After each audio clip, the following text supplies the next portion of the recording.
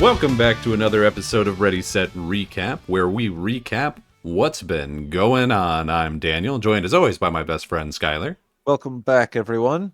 This week, in the news, there were some shakeups at Dungeons & Dragons, both Dungeons and Dragons. Xbox has teased their next console. Clayface has been cast for the DCU. Marathon has been delayed indefinitely. There's been more shakeups at Warner Brothers. And, believe it or not, there's some weird stuff going on with that there Nintendo Switch too. But before we get into all that, Skyler, what's been going on with you this week? Honestly, not a whole hell of a lot.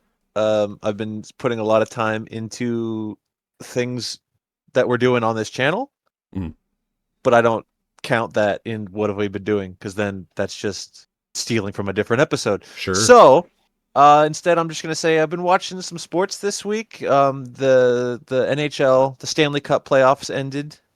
The Panthers beat the Oilers, for anyone who cares. I don't follow either of those teams. I was just watching the finals. But more exciting for me, at least, was the NBA finals going on, which a friend of the show, Steven, right, was like, hey, you want to watch Game 6? It might be the last one. I think the Thunder's going to win. And I was like, sure, it might be the last one. Thunder could win. Thunder did not win. They got their asses beat. So we're going to Game 7 for the first time since 2016. We haven't been to Game 7 for the NBA Finals since the Cavs and the Warriors. Is Game 7 in Oklahoma? Yeah, I think so. Yeah. I think my sister's boyfriend is going to that game. Ooh, congratulations, sister's boyfriend. I suffer from a problem in sports. I'm going to put this out there now, that all the teams that I actually root for don't make it this far. Right. So, Chargers fan. So, although the Chargers, honestly, and I will give you shit for it later in the season, looking pretty decent. Chargers are making a comeback. We're gonna say that. But for basketball, my team since childhood has been the Sacramento Kings. Sure. Naturally. And let me tell you, when I was 7 years old, whatever, that 2002, 2003 Sacramento Kings team, amazing, greatest time of my life. It's been all downhill since then. Not just in basketball, but in my life in general. So, so yeah, for this year, I was kind of I kind of base who I'm rooting for at this point, if I've got no one left to root for, based on my fantasy sports picks. Sure. And the star player for the Thunder, Shai Gilgeous-Alexander, was my number 1 fantasy basketball pick, and the star player for the Pacers, Tyrese Halliburton, was my number 2 fantasy basketball pick. So a house divided. I'm just happy. I'm just happy to be here. I'm just watching basketball. That's what I've been doing. Are you gonna win fantasy basketball? Oh no, I came in second place. That's already over, right? That doesn't go. Yeah. It ends. It just like football. It ends before the playoffs start. Gotcha. But I came in second place. It was a differential of 30 points, and I was upset. Sure. But I got over it. But then I also lost March Madness, and that I was not okay with as quickly. Damn. I was very mad about that. Didn't you get second place in our fantasy football thing too? Yeah, no, I'm destined to always take silver. Hey, silver's a medal. Yeah, it's I got 4th in fantasy football, so. Hey, but for a first time, that's not bad. Not bad as the person who took the gold, which was also a first timer. That son of a bitch. I won't even speak his name. I hate him. I also didn't really do a ton this week. It was a very heavy work week for me. Yeah. And I also kind of hurt my back working out earlier, and so I was just kind of laying down a lot this week. Yeah. That sounds like a good week. Except for the working part. Yeah, the laying down part. The laying down was okay. The reason for the laying down was less okay. Sure. But I did listen to friend of the show Benson Boone's new album. Is he a friend of the show? Sure. I've decided he is. Yeah, I've signed him up to be a friend of ours. He did a flip at the Grammys. He did do a flip at the Grammys. That will forever be the only thing I know about him. But if he's our friend, that's cool. You've definitely heard Benson Boone songs. They've been huge on memes. But Sure. his new album was called American Heart, and there's a couple of pretty good songs in it. It's not as good as his last album. I think the last one was called Fireworks and Roller Skates, something like that. And that one was probably one of the better albums of last year. That's the one that had the please. I forget the name of the song, but it's the one that goes, "Please stay." That one, and there's like a bunch of other songs that are really good on that one. This one has a couple of good ones. It has Mystical Magical. It's got the one that really hit me was one called Mama Song, which sounds stupid, and maybe it is. Well, you're kind of a mama's boy, so I I can see how am. it would hit you. Well, but it's so one of the lyrics in the song, I wish I had written it down or something. I didn't though, obviously. What he's basically it's like a whole thing where he's like thanking his mom, and then he's like, you should like take me to the street where you grew up and tell me all the stories about when you were a kid and like when you first fell in love and like all these things. And the last time we were in Michigan before my mom's dad died, she basically did exactly that for us, and so I like had that memory while listening to it. It hit pretty close to home. Um, Good song, good songwriter. That guy. I'm a Well, big fan of his last two albums, which might be his only two albums. that's just beautiful, Daniel. And Thank now I you. see why he's friend of the show. Friend of the I show. did I did look up him doing a flip at the Grammys, and I have now learned that apparently doing flips is just a thing he does. He does it a lot. He's known for two things. One is flips, and the other is like doing a lot of like scream singing, which is not to say like screamo, but like he has Yeah, I very think like I think I high know what you mean. vocal range in terms of like just getting real loud, but staying on key. It's pretty honestly really impressive.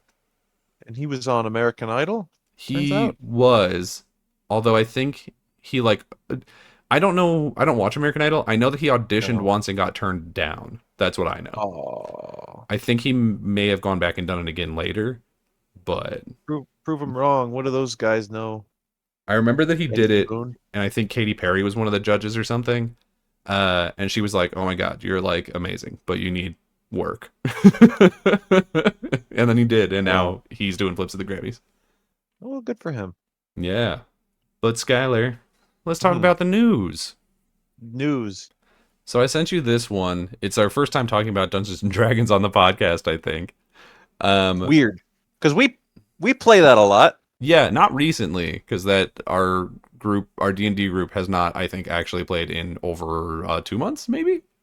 The older you get, the harder it is to get a damn group to do anything weekly. But That's definitely true. But there's been some major shakeups in that two huge names at Wizard of the Coast have left Wizards. I would say Uh, one of the biggest names. yeah, Chris Perkins and Jeremy Crawford, who, if you know anything about D&D, you definitely know at least Chris Perkins' name, Yeah. because he is the writer for basically every fifth edition book, and I think he If did start in fourth edition also. if a book has a character name you cannot pronounce, Chris Perkins wrote it. That's absolutely true. um, but he's known for. I wrote down the ones that were like big on his list. He wrote Curse of Strahd, Tomb of Annihilation, Waterdeep Dragon Heist, Rime of the Frost Maiden, and was at least involved in pretty much every other book in fifth edition. Those are some good So books, let those me are some tell you. good ones. Those are all good ones. For people who don't play D&D, those are all adventure modules. So he is like your co-DM for dungeon masters who don't want to like write their whole thing on their own. They put out these adventure modules that people can sort of like DM out of the book, and it'll like do a lot of the work for them, which is nice and great. And a lot of these are really well written. I've run two of these, and you've run one of them and played Tomb of Annihilation. So Yes. like they're all pretty big ones. Classic settings too, like Curse of Strahd, obviously the Barovia setting, Gothic, Ravenloft. like Dracula. Tomb of Annihilation, the Chult one is from an earlier edition book as well. It is. Just It's an big extension of Tomb of Horrors. big dinosaur island and lots of classic D&D baddies in there too. Hmm. All across the board. So yeah, Perkins is one of the go-to names you think of, and now he's gone. He is gone, as is Jeremy Crawford, who's maybe not a name that people think of because he's not as front facing, but Right. he is the game designer. So he's the one who comes up with a lot of the like mechanical nitty gritty stuff. Yeah. And both of them Unfortunate. have left Wizards of the Coast to go work for Darrington Press, which is the tabletop board game slash RPG company created by the cast of Critical Role. Right. Yeah. who also coincidentally, I'm sure not related, did just launch a direct Dungeons and Dragons competitor called Daggerheart, like Yeah, see, I a didn't week know ago. that at the time. Well, yes, it's fresh news. I didn't know that at the time of hearing it, so I was just like I think the headline said like going to work for Critical Role, and I'm like, what? Like Chris Perkins is going to The write podcast. the story for the podcast or something? Like he's going to help Matt Mercer write the whatever? I don't know. But then once I realized the whole deal of like we're got a competitor going, then it starts to make a little bit more sense because was it like within the last year or so, and Hmm. I don't remember exactly what was said, so it's very responsible of me to say it like it's a quote. But uh, Wizards of the Coast said something along the lines of like, "Hey, yeah, we're going to start incorporating AI with our art and maybe our writing, and cool." And everyone Yeah, was like, "No, not cool." I don't remember them saying that, but I'm not surprised to hear it. They definitely said it Yeah, about the art, but they said it kind of in a blanket statement that implied that maybe it wouldn't start or stop with the art. right. So that's the art was already gross that they were going to do that. But then if you're like we're just going to, AI generated campaign books and you'll buy it, and I think a lot of people were like no, we won't. And I'd it rather is kind of not. I think across the board for the most part people were like, hey, well, it's a good thing I already have all these books, and then D&D is tailor made for me to make stuff myself, Yeah. so I The, don't need to listen to Wizards of the Coast anymore. that is sort of the cool thing about Dungeons and Dragons is that if they put out, I don't know, 5.5 edition or whatever, or 6th edition, and it's like 6th edition is the AI edition, then people will just continue playing 5th edition Hmm. for the foreseeable future. Because people did Yeah, that when 4th edition came out. I liked 4th edition, a lot of people didn't. Um, but when 4th edition was out, a lot of people just stuck with 3.5. And yeah, yeah, if that it like if sixth edition or whatever comes out and it's bad, I 100% foresee that happening. I don't think Dungeons and Dragons will like go away. It's too ingrained in like the mind space of tabletop RPGs. And as much as confident as I am that Daggerheart is good, I do think Daggerheart as a name is really generic and bad. So I don't see that like taking over the mind space, even if it is really good. yeah, sure. So I think it's always going to be one of those things where they're like, Daggerheart, that D&D game. Yeah, exactly. It's that and I hate that I have to relate it to something we just never seem to stop talking about, but Yeah, like in wrestling, sure. you know, like people who know, they know. But like you go to if we're about to go to an AEW show, and if I told my grandpa about it, he'd be like, "Oh, did you have fun at that WrestleMania you went to?" It's like, "Well, Yeah, yeah, grandpa, I did." I sure did, Gramps. Yeah. In his defense, we did go to a WrestleMania, and it wasn't one We of the good did. ones, but we had fun. We did. It was good for us. It was good for us. I had a fun time. It was my first pay-per-view, actually. So, I think it was my first pay-per-view as well. I'd been to like Raw, but now we're off topic. But yeah, pretty good. D&D competitor. Sure, let's get it off the ground, Yeah, make Wizards of the Coast work for that tabletop gaming affection because yeah.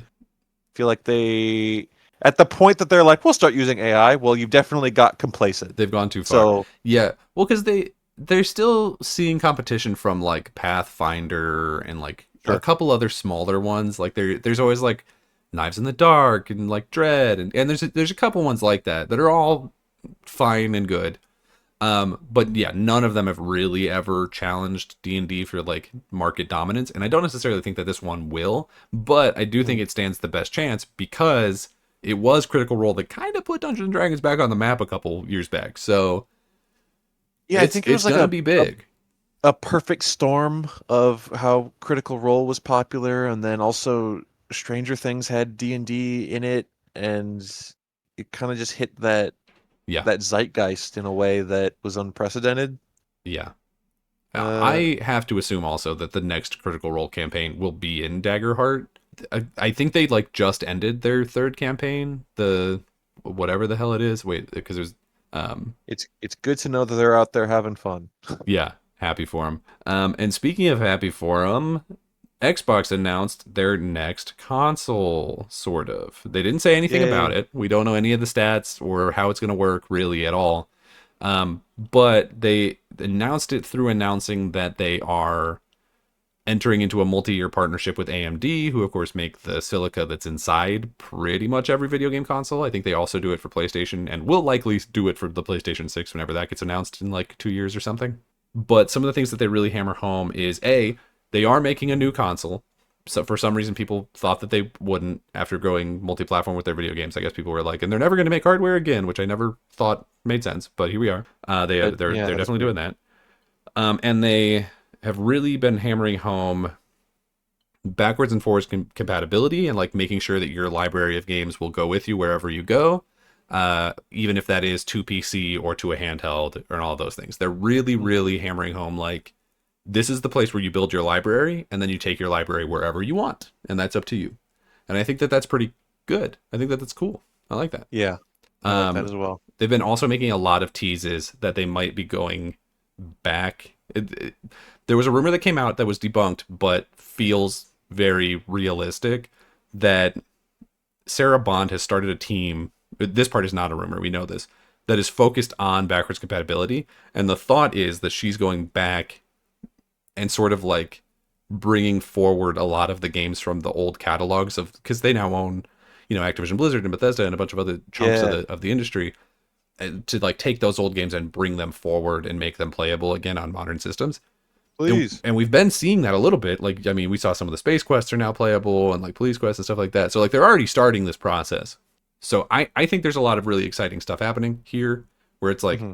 we're gonna have our hardware and we're gonna have our software, and you're not locked to one if you want to use the other or whatever. Like you can play our software on a PlayStation if you want, but we're gonna have this hardware and it's gonna be good and it's gonna be competitive. And I think that that's I genuinely think that that will breed a better video game industry of Sure. like you compete in the hardware space and you just choose the piece of hardware that you like better, has the features you like better, the controller you like better, whatever, and then you just buy the games wherever you want. I think that that is way better for the games for sure because you're not limiting the amount of sales that that thing can get. You know what I mean? Hmm. Hmm. That's always been an issue.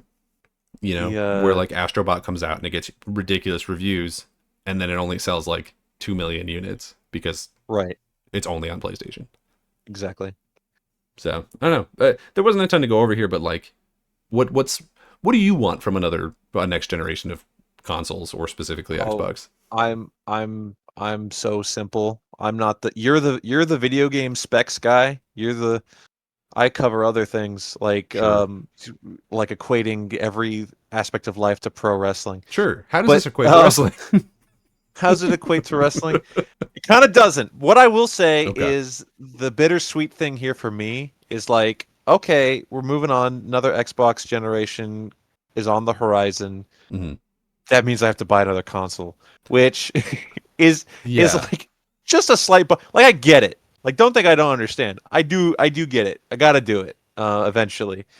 But it's just like, damn it, I feel like I just bought this freaking thing. What it Yeah. was like 5 It years was ago. about 5 years So it's ago, so it's assuming you bought it fine. near launch. But the good news in this case, and I think also when they announce whatever the next PlayStation is that based on how it worked at the launch of the Xbox Series and PS5, most of the games launching are going to be cross-platform, so you don't necessarily have to buy it like at That's launch. true. Like you'll be I fine. I don't think I don't think I've ever gotten a console at actually no, maybe just the Switch. Maybe the first Switch, but Oh, that's because I worked in retail when it launched. And I was able just to be like, yeah, I'll grab this. yeah. I Um think the only console that I ever like bought on launch day was the Series X. I think that's it. um did you also was that cuz you were also in retail? The only reason I got a Series X when I did cuz that was during the whole thing where like finding a PlayStation 5 and a Xbox Series X was impossible because it was like COVID time. The only reason I got one when I did was because you were working at Target and you were like, "Hey, we got one," and I We was got like, one. Do "Oh, you want to okay." come get it? So yeah, Um, no, because I wasn't working there when they first launched. I started working there shortly after. okay, I got mine at a GameStop because my friend Alec was like, "I'm gonna pre-order one. Do you want to like do it with me. And so we went out and we like sat at the GameStop and bought it at 2 o'clock in the morning, whatever the hell it was. Yeah. So I typically end up waiting at the very least a couple months Which is smart. before I end up getting one. How do you feel about the room? It's a rumor, but it's been like pretty heavy. Like it is true. How do you feel about being able to access your Steam library on your Xbox? I like that. I Yeah, like the sound of that. I don't see a downside. I Is don't there one? either. Not that I'm aware.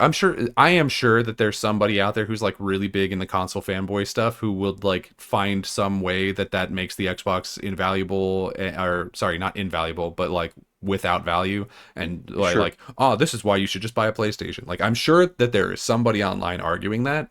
I don't get that. Because Having for more me, features is a reason to not get it. yeah, I don't know, man. For me, it's like, okay, well, as soon as I can play my Steam library on my Xbox, this computer only turns on to do podcasts. Yeah.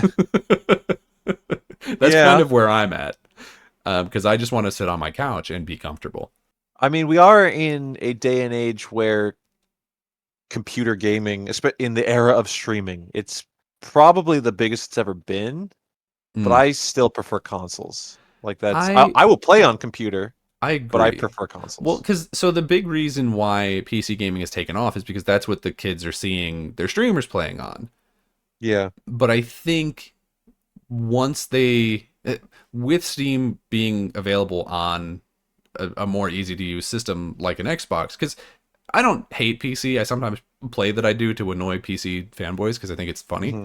Hmm. Um, but there's no denying that like playing on PC can be really cumbersome. Like there is a lot of you kind of have to do a lot of IT for your Steam games. I've played 3 different games on Steam this year that required me to go in and update files and move stuff around on my own to get it to run. Yeah.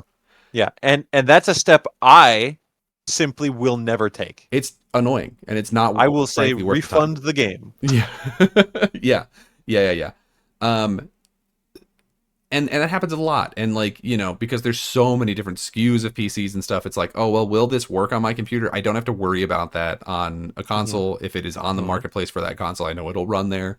Like Hmm. there's so much of that just like is easier for me, and so that's why I choose to play there. I understand people wanting to play on PC, but these kids who are watching their streamers play, I think that now that there will soon be this easier way to access all of those games, and you'll still be able to play it like with keyboard and mouse just in your living room.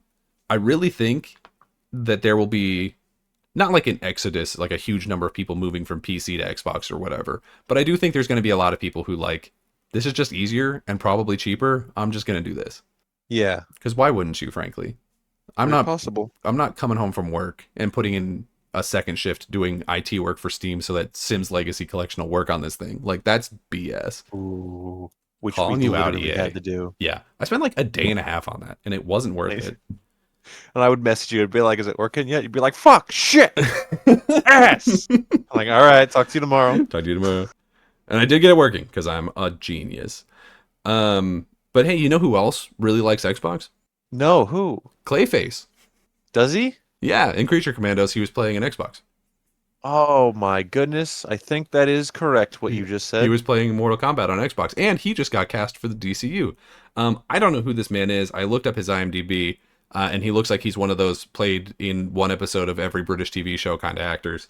But do you know anything about this man? No. Yeah. So the actor's name, God damn it, I don't know why I closed it, It's but I it's did. Tom Reese Harries. Tom Reese Harris is his name, and he has been cast as Clayface. I looked at his filmography and I said, I don't think I've ever seen any of this. He was in an episode of Doctor Who, Neat. an episode that I didn't watch, Oh, but he was in it. Yeah, good. I mean, the news story here is they have cast Clayface. That's it. right. That's cool. Which means that they are moving forward with this project, which is Yeah. interesting. This is one where they announced it just like randomly, and I think Mhm. the general thought to it was like, "You're doing a Clayface movie? Like that's so random." Uh, Yeah.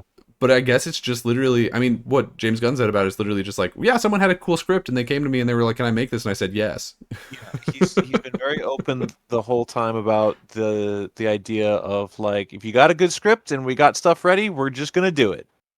And that's what this Clayface movie is. Shout out to this young Tom Rhys Harris who's playing our Reese. Clayface. If apologies if there's people out there that are like he's not an unknown. I know him from this thing. He was in Sure. a Guy Ritchie movie. I looked Unknown to that up. me. Yeah, unknown to me. But like, if a lot of people are able to say that, then it's neat that this big DC, I mean, I guess smaller than Batman, but it's Sure. still a bigger DC movie is being made, and they're brave enough to cast a relative unknown or Right. a smaller name as the lead instead of like when Universal was doing their Dark Universe, and they were like, "We're gonna have Tom Cruise is in The Mummy, and we got Benicio del Toro as something, and Yeah. we got Johnny Depp as the Invisible Man." That's kind of the one I always think of, and it's just like, why? I You don't don't need that. know like any details about what we know about the Clayface project. Do we think that Mhm. it's a different Clayface than the one that because the one in Creature Commandos is voiced, I believe, by Alan Tudyk. Right. Is it a different Clayface? Because there Well, are surely multiple. there are multiple. Surely we want some sort of origin story. I know those are scary words in the year 2025, but I don't we want to see like an the origin birth of story. this monster? Well, and that's the thing. That is the only other piece of information I know is that apparently the Clayface project takes inspiration from that two-parter from the Batman animated series. What is it, Hearts of Clay or whatever, which is the Clayface origin story. So, Yeah. and that's a really good origin story. I think we were you on that episode? We talked about it over on the I Brown Boy Wonder podcast. Which go give that a watch. It was a fun time. It's unhinged though, so be prepared for absolute lunacy. yes. But a very good episode, and I think probably one of my more favorite versions of Clayface. Not that there's a ton of It's them, but it's definitely up there. So if I don't remember if they ever said the animated Creature Commandos Clayface's name, did they? I'm sure they probably did, but I don't remember. The Batman animated series Clayface is like an amalgamation of the what's his name, Basil Carlo and the Matt Hagen characters. They kind of like smush them together Right. a little bit. I think Matt he Hagen's an actor. I think he has the name Basil Carlo in Batman animated. Maybe No, he's Matt Hagen in is that for he sure. is he Carlo in Arkham? Yes. Okay, that's what I'm thinking. I don't think that this blonde British boy Tom Rhys Harris will be playing a Basil Carlo. I would I be surprised. I don't know. I feel like a British man would fit into the first name Basil. Oh, Basil. There you go. You know what I mean? I More like than that. Matt Hagen. You know what I mean? That's the most Bronx ass, New York ass. Matthew Hagen. I don't know. We'll see. Wait, let me try it. Um, Oh, little Matthew Hagen.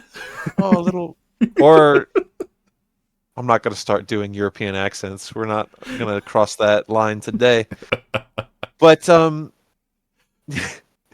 yeah, I think if we want to see a tragic origin story, kind of this Frankenstein's monster come to life in a big poopy puddle of clay. I do weirdly You think know, it'll probably be good. I believe it.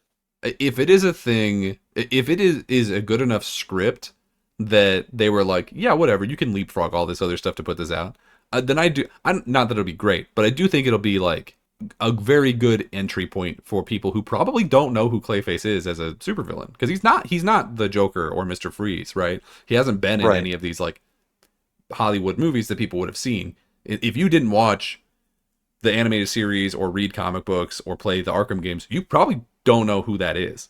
Which is crazy to Well, me because he is like, yeah, in my opinion, a high B tier Batman villain. that's true. This movie is being written by Mike Flanagan, Who's that? who he's done a lot of good stuff. If you ever saw the 2019 Doctor Sleep movie, Nope. he wrote and directed that. Is that the one that's like a Um, sequel to The Shining? yeah, it is. Okay. I didn't see it, but I heard about He it. he was like the director, one of the main writers, executive producer on the Haunting of Hill House show, the Midnight Mass show. He's Okay. good. He's a good creative. He's Yeah. done good stuff. These are all things that I have heard good things about. But hey, going from something that we're surprised is coming out to something that we're not surprised might not be coming out, Marathon has officially been delayed indefinitely. We talked about this Uh, a little bit a couple weeks back, how they were caught stealing art, and how also during previews, basically everyone who played it was like, also just not a fun game to play. So I think that this is not surprising. Worth noting is that Marathon is still on Sony's like list of games that they're planning on putting out in the fiscal year of 2025, which would include like through I think March of 2026. So theoretically, right now they're still predicting to put it out in that window. I wouldn't be surprised if this thing just like never comes out. I think it's at this point right. kind of 50-50. Ladies and gentlemen, please stand and remove your hats for a big old wah wah. Wah, wah. Uh, that would, I mean, obviously it would suck for the people who are working on it Yeah. to just have this thing shelved if that happens. That's kind of how I read this. Delayed indefinitely is never a good statement. If this game gets canceled and like doesn't come out, I think Bungie might be dead. Genuinely. And that's That's insane. we've had some, shit to say about Bungie of recently, but that is kind of heartbreaking. Right. They're iconic. That was one Yeah, of the big. sure. That was one of the three Bs of video games for a while. Like when I was a kid, it was like, there are three video game studios that I really want to work for: Blizzard, Bethesda, and Bungie. Now they're gone. They all have a little bit of stink on them over the Yeah, last couple of years. I mean, yeah, it's not great. Bethesda least of all, probably, but that's Yeah, they're fine. still doing all right. The worst thing that they have is like, I don't think Starfield is as good as Fallout, and it's like, well, no, it's not, but it's so fun. That's true. That was an impression of me you just did there. Oh, was it? I didn't mean that. Uh, People were like, I can't believe that Starfield feels like a Bethesda game, and I'm like, what did you want it to feel like? It's literally a That's Bethesda game. that's a complaint I don't understand. Yeah. Yeah, it's fine. Whatever. Bungie, I'm sorry. That's Yeah. all I have to say. Sorry, guys. I hope that it works out for you, but I don't feel confidence that it will. The one No, thing that does annoy me about this announcement is that the people at the top, when they made the announcement of it, first of all, they didn't tell the employees. The employees learned the same time we did, which they do a lot of the time, but that's that's embarrassing. par for the course Yeah. across the board now. But in the delay, they were like, hey, man, we heard you. We're going to go in and make the PvP better. And everyone was like, that's not what the problem was. The problem was the stolen art and the game being bad. Yeah, You're fixing something that no one cares about. we hear you. Why are you We doing this? understand.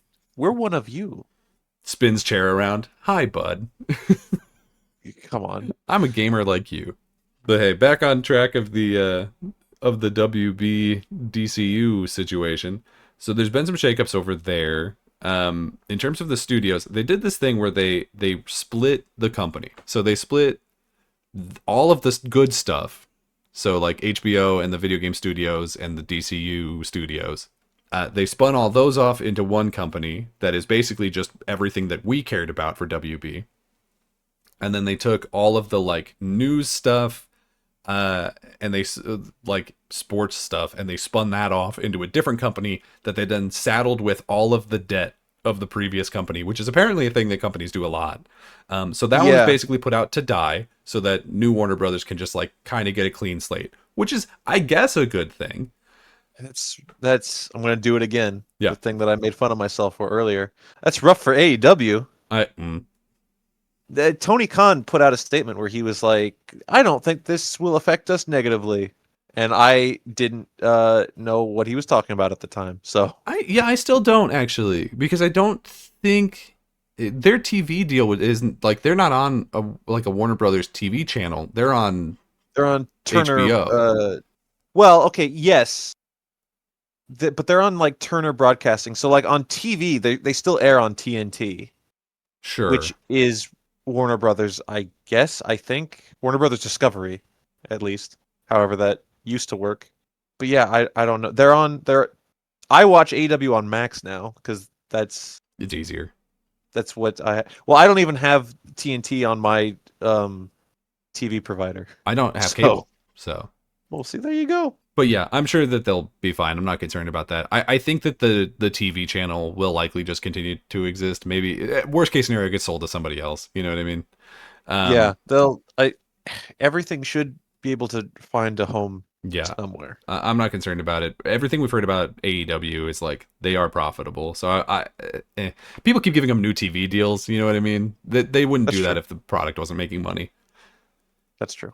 But yeah, it's so they did that, and then on the video game side of things, they sort of restructured it into categories based on IP because they're like really focusing on like we need to make money on the video game side now and just like not take risks because they've had a lot of high profile failures lately with like Yeah. Gotham Knights and Suicide Squad and all that. Which again was still big IP. They just Huge, but they just made fucked it up. Yeah. crap games. Yeah. So they've separated it into sort of four quadrants, which is Harry Potter, and that's the Makes team that sense. did Legacy, which was a great game, and they're making a Yeah. second one. Mortal Kombat, which has always been a moneymaker for them, and Yeah, then makes sense. DC, and the fourth one is maybe a little surprising. Game of Thrones is the big fourth one. Yeah, they're probably just looking at a spreadsheet of what their most profitable IP over the last 10 years was. Yeah, And over the last 10 years, Game of Thrones ended and House of the Dragon started. And I would say that fandom, which I hate that word, is definitely smaller now than it was a while ago. Oh, I mean, yeah. Game of Thrones was a show that everyone on the planet was watching right up until the finale there. So, Yeah. So I guess when you look at it in 2025, it's a bit odd that that makes the same list. But if that ends in them making, God forbid, a good Game of Thrones game, I'll take it. yeah. Yeah, that's basically where I'm at with it too. And I do think that there's a high probability of I would be surprised if there isn't some kind of Game of Thrones like a major AAA Game of Thrones video game in the works right now that we just don't know about. Because otherwise I think it's really weird for them to be like, and I, our fourth biggest thing is Game of Thrones. You know what I mean? I mean, I think for a long time people were just like, please make Skyrim but Game of Thrones. Right. And by people you Like mean I think us. even well, yes. No, Mass Effect 2 but Game of Thrones. True. Also true. Um I would say back when the show was popular and good, I'd be like, just you wouldn't even have to give me like a full blown game. Like, just give me like a simulated world I could just walk around in, even if there was nothing in it. I would still like to walk the country, Honestly, if they which just is made probably a really big nerdy thing to say, but I stand by yeah, it. I mean it is nerdy, but I think there's a lot of people who would agree with you. But honestly, if you even if you just did like Hogwarts Legacy, but Yeah, in Game of Thrones, because Hogwarts Legacy, the story of it is kind of like nothing. It kind of sucks to be honest with you. It yeah, I don't remember the the story reason yet. that that game is good is because you get to walk around Hogwarts Exploring the and like castle, Hogsmeade. yeah. That's the thing that makes it fun. So if they literally just did that again, but it was like you can explore King's Landing and like Winterfell or whatever, then Yeah, that's that's all I need, frankly. pretty much.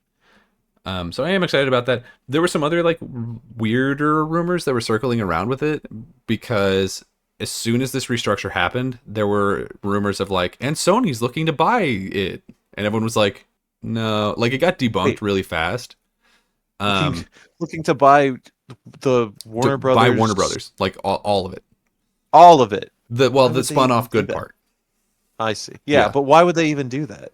Well, they are the worst. I wouldn't want them to for a multitude of reasons. Number one, if they bought the video game side of things, they would either force them into the sweatshop of making live service games that they then cancel and then close the studios of, Mhm. or have them put them out and then keep them locked down to PlayStation, even though like we're not doing exclusives in the games industry really anymore, which would be bad just across the board, really for everybody. But then also it's like the Sony Pictures side of things has been bad forever.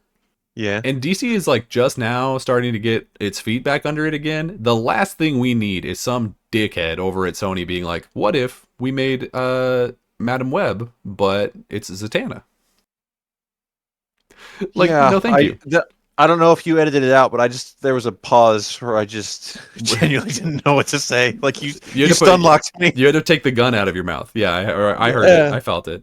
I had to put a bigger gun in. Yeah, I just don't trust Sony Pictures to like take over the Warner Brothers thing. And Warner Brothers, the movie side, has been doing really well lately with Minecraft and Sinners, and Dune is them too, I think. Yeah. Right? Yeah. Like It is. the movie side of Warner Brothers, for better or worse, the other parts of the company, I think is doing pretty good the last year or two. Yeah. Sony, I don't. I would have to look at a full list and like tally it up, which I'm not gonna do. No. But it does always seem, or at least for a while, a good long while, like something when something comes out like an Into the Spider-Verse, which is obviously Sony. Mhm. It's like that seems there are more failures than there are successes, and the failures are really, really bad. Oh my God, Craven, for example. Oh yeah, I saw Craven. So I definitely don't trust him on the movie side of things. I probably don't trust him on the video game side of things. Although they do make good games when they make them. If they did get those studios and then just like make them make Uncharted but Batman, like sure, that would be cool. I don't see that happening, but it'd be nice. And then the other place is I don't trust them having HBO, like the streaming service. Because Oh look at all the other service. I don't know if you know this. They own like all of the anime streaming services, and as soon as they bought them, yeah, they tanked. Like in terms of usability, like Crunchyroll got real shitty the second Sony bought them because Sony owns them and Funimation, and like a bunch of the other ones. So basically everything that has every anime streaming service that has a app that you can download on your smart TV, Sony probably owns it. And so there's no competition in that space, so they don't have to do anything to make it better, and so they don't. And so it just kind of sucks. That's good. That's great. We love it. And so the last thing I need for them to do is to take HBO, which is probably the streaming service I use the most. It's like that and Paramount. Yeah, I mean, Max has its own problems, For sure. and most of those problems can be pinned on one very, very rich name. Mhm. But Mm-hmm. yeah, I don't know. I wouldn't want Sony to buy them. That seems ridiculous. Yeah, especially because, in my opinion, right now feels like Warner Brothers is like kind of on the rise again. Yeah, we're trying to rebuild here, Yeah. and don't like being bought out from under them would kind of reset whatever that rebuilding thing is. Mm-hmm. We don't want that. Come on. No, not at all. Also, I think we're pretty over big companies buying other big companies. I Yeah, think for the most part, yeah. Disney buying Fox, everyone was like, I don't know about this. This feels kind of gross. Yeah.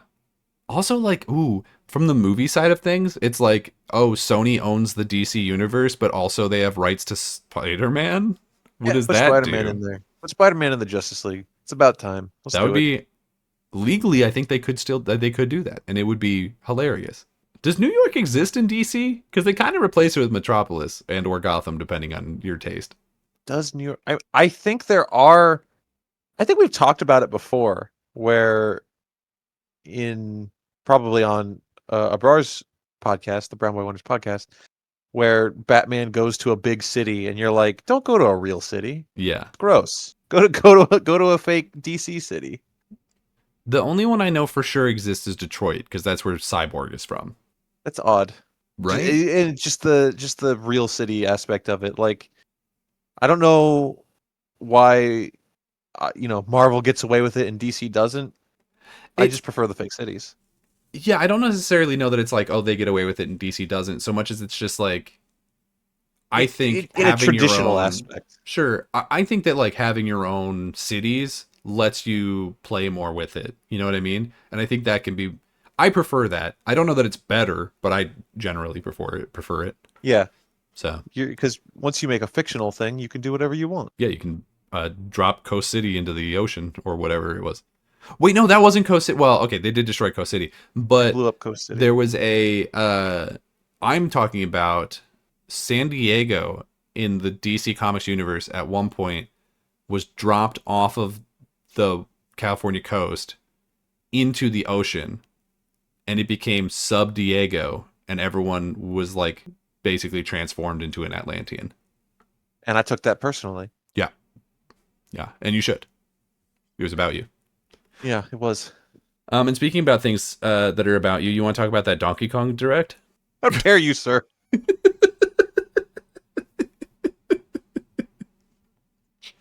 Let's talk about Donkey Kong. Yeah, let's talk about Donkey Kong. How you feeling? How was that direct for you? Yeah, the direct specifically, it was just like, here's the game and here's what you can do. And Right.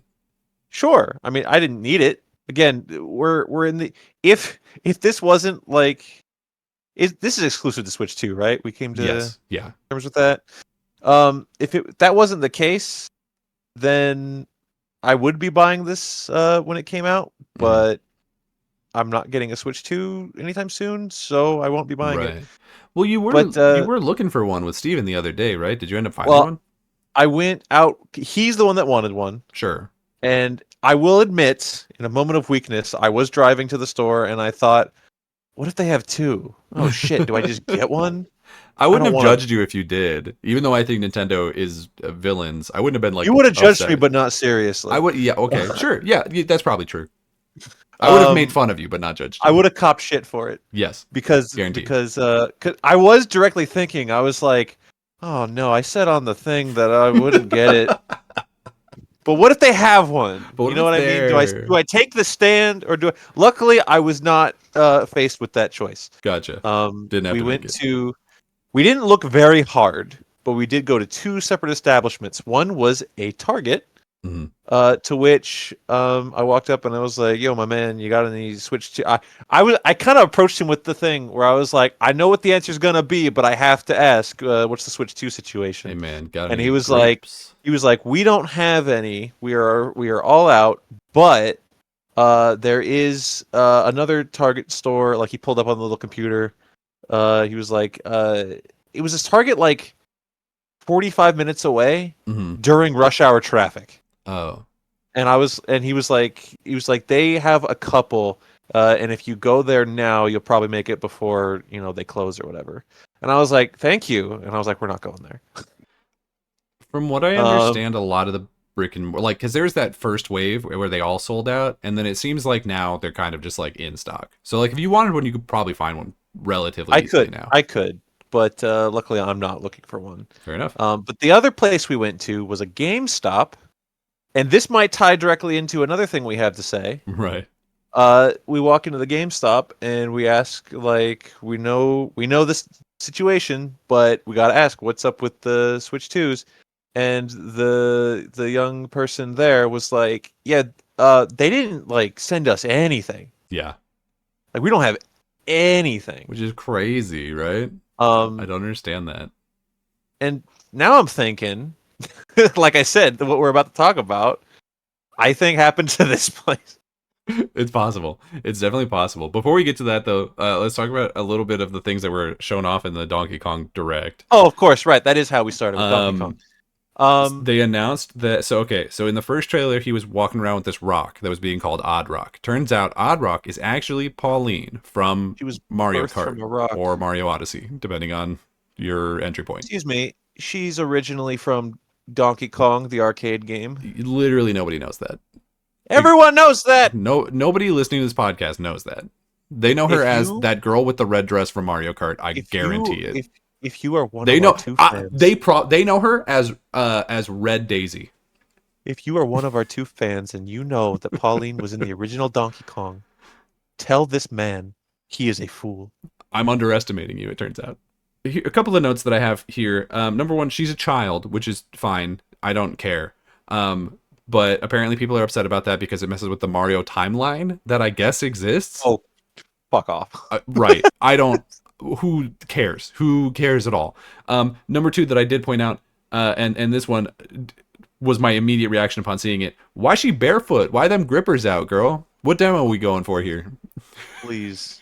What demographic are we attracting to this Donkey Kong game with Pauline's grippers? I don't have a... The fact that we live in a world where a child must always wear shoes because we fear of what the internet will do if they see her feet Yes. absolutely disgusts me. Sounds like somebody wants to see feet. What are you doing? I'm What are you doing here? I just, see something, say something. That's all I'm saying. All right, you know what? Don't put children in games. Don't put children Take in them media. out. Get them out No, of there. don't put children in life. We're done with them. The Get world them out off the planet. The world has lost the right the privilege to childlike whimsy and wonder. Okay, so she is still a singer in this, which I don't know if that was a thing before Odyssey, frankly. But she was a She sang singer. in She was a singer in Odyssey. Odyssey, and so that's her thing now. She can apparently sing Well, in this too. once she started singing, I kind of like was like, and again, Yeah, the timeline, no one gives a shit, but sure, like, kind of has like prequel to Odyssey vibes. Like, obviously, she's the mayor of New Donk City, Mm-hmm. Was she named named after after Donkey Donkey Kong, Kong after her he best dies at friend, the end of this her game? her big Wreck-It Ralph friend. Sacrifices for Yeah, himself for her. yeah, he like the old Sega mascot, Segaton Sanshiro. He flies Weird. up into the sky and stops a nuclear missile from hitting the the New Donk That's City what you said Betty tower. White did when she died, and I didn't know that you stole it from this. Did I say that? You did. I say a lot of things. Anyway, so when she sings, apparently that's how you activate Donkey Kong's Super Saiyan Dragon Ball mode, where he can turn Mhm. into a big gorilla with a headdress made out of bananas, or an ostrich with wings made out of bananas, or the most cracked out zebra I've ever seen in my life. Who runs on, what did they call it? The banana power? It was it Yeah, was Bonanza power. it was there was a Kong really funny Bonanza. word in there that I liked. I don't know what that word was. I can't help you. I don't know. It was amalgamation of banana and something, but it doesn't matter. Okay. We'll move on. They, Bananas were prevalent. there was a lot of bananas. Go figure in this monkey game. They announced the villains, which we'd already seen but didn't get names for. There's a guy called Grumpy Kong, who's a big ugly dude. Poppy Kong, who looks like a Devil Wears Prada ass ape lady, and Void Kong, who's just like a little homie. He's basically Dr. Neocortex, but a monkey. And we already knew this, but they reiterated that you're underground, and so the whole game is that you have to like dig deeper underground and go layer to layer to get to the bottom layer where the bad monkey is. I don't know. I'm gonna Right. be honest with you. I still have no interest in this game whatsoever. But when I was looking at it, I was like, this is exactly the kind of thing that man children are gonna fucking love. And I was looking at it on my fantasy critic tab, and I was like, ooh baby, ooh Okay. mama, Okay. ooh give me them points, baby. She started singing. I saw those grippers out, and I'm like, there's one sicko gonna give her a 10 just for that. Stop talking about grippers. This will not be a show where that word is normalized. I refuse. It's not my fault that Nintendo loves them. They also, in Mario Kart, made the cow poop itself. I'm just saying they're into some weird things lately. Cows poop. But Cows are allowed to poop. the cow character model just has poop on its butt the whole time. It happens. I, Sometimes it happens. I'm just saying, if you're a cartoon cow, wipe your ass. The bears from the Charmin commercial know how to do it. You should too. They are professional. We're not going to get into this. We're not going to get into this right now. That's a different show. Yes, on our upcoming show where we break down which animals could most Which properly cartoon wipe their mascots ass. can wipe ass? Yeah. Tony the Tiger? Yes. Toucan Sam? No. Okay. I think this game looks cute. Again, I would get it if it wasn't stuck on Switch 2 all by itself. Right. I don't think, like, I think direct comparisons come, like, you look at this and you look at Mario Odyssey. I think that's where the comparison comes from. They look similar, but I think this looks less polished than that. I don't know why I think that. Yeah, I kind of agree. I don't know. I think it's something about because the mechanic of it is that you can like pick up rocks and basically just like punch through every building and wall that exists in the world. And like that's neat, but I bet that does make it so it's like, okay, well we can't do a ton with the level design here because if we do, they're just going to punch through it anyway. You know what I mean? So I wonder if that kind of like messes that up to an extent. That must be really hard to develop. To see how the game kind of gets around that. Yeah, I would like to play this, and I'm sure I will someday. Yeah. That's really all I had to say about it right now. Other than I like Donkey Kong. Well, it might be kind of hard for you to get one because Ramby's in the game. That's Ramby's important. in the game. That's true. Ramby and Cranky Kong. Is that the old grandpa? Cranky Kong? Old man Kong. Krusty Kong. One day, I will go to the Universal Studios Donkey Kong place, and I will meet Ramby. Do you need his autograph? Yes, and then I will die. That will be it. Oh. Yeah. Well, then I need you to not go because I need a co-host. You can't. Some things can't be stopped. Well, it might be kind of hard for you to get a Switch 2 anyway because 2,800 of them were stolen out of a truck Yeah, which is why recently. that GameStop I went to got nothing. That is, I'm sure, the exact reason. I don't You know. know what? I'll Yeah. reiterate. When they said they weren't sent anything, they were like, we didn't get Switches, we didn't get cases, we didn't get anything. Yeah, Like no Switch 2 merch. that's truly crazy. But yeah, first of all, they're not really going to be able to resell these, or maybe they will be able to resell them, but the people who buy them won't be able to use them because Right. Nintendo is extremely litigious, and every Switch has like serial numbers, and they'll be able to see when it's activated, and they'll probably just shut them straight down because that's something that Nintendo is doing right now, is killing Switch 2s on purpose for fun. All right, fill me in on this. What like innocent Switch 2s, Switch 2s that didn't know nothing, didn't do anything in the world? Kind of, yeah. So there have already been a lot of reports of people having their Switches bricked by Nintendo for a variety of reasons. The most notable one that I saw was somebody was using something called a MIG switch, which is a thing that allows you to take your ROMs and offload them onto a cartridge, which is completely legal and you are allowed to do. Okay. And then you can put that Switch. You do that on your Switch 1 and take that and put it in your Switch 2, and then you can play it without having to transfer the whole thing over. Because that's another thing that's been happening is that people who have been trying to transfer over their save data have had like years and years and years of save data just deleted because the process of transferring your data from Switch 1 to Switch 2 is broken right now. Right. And so people have been trying to get around that by using these MIG switches, but Nintendo flags that as a unauthorized accessory and then bricks your console. Doesn't like lock out your account or ban you or whatever. Bricks your console because one guy tested it, like one of those like tech YouTubers tested it, pulled up his account on a different Switch. Account's fine. They killed the console in a way that may not be reversible. Yeah, I don't They said, "Hey, I know that I see you're trying to find a way around the thing that we made really bad and could result in you losing that Charizard that you've been transferring forward in video games since Pokemon Red when you were 6 years old. But actually, roll the dice on that because if you don't, we will take the $500 that you spent on that Switch and throw it in the fucking fire." this has been a messy launch for the Switch 2. And they've still sold. They are still the fastest selling console of all time right now. Switch 2 sold like 3.5 million units in the first weekend, which is unheard of.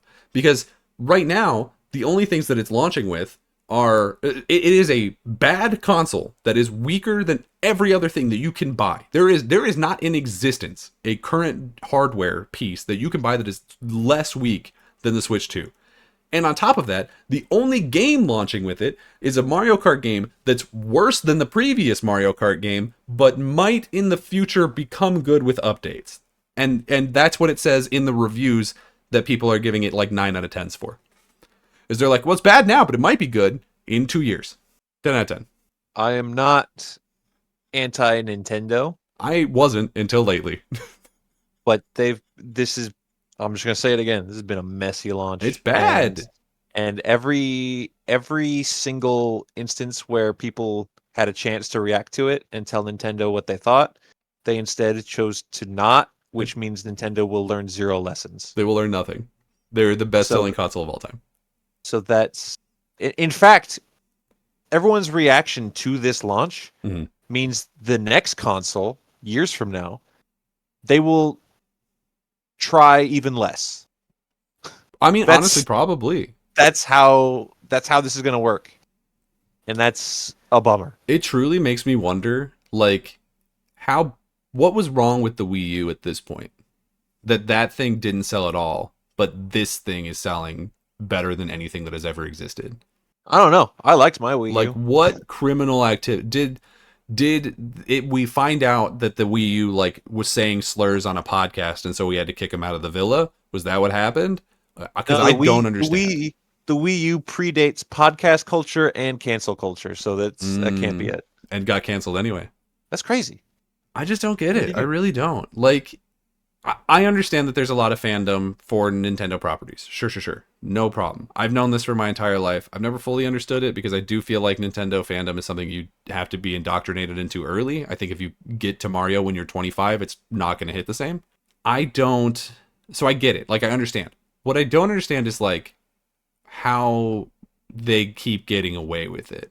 Of just, like, I don't know. showing up and treating their entire fan base like peasants and twisting them like a wet towel to get the last bit of money out, and then they still buy the damn thing so hard and so fast with no regret.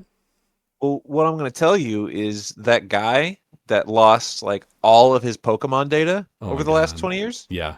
That's how you create a new supervillain. That dude is gonna he's he's not playing games anymore. He's he's gonna start Yeah. cooking up something nefarious. That guy lost his starter from when he was 4 years old. He's gonna kill somebody, and it might be himself.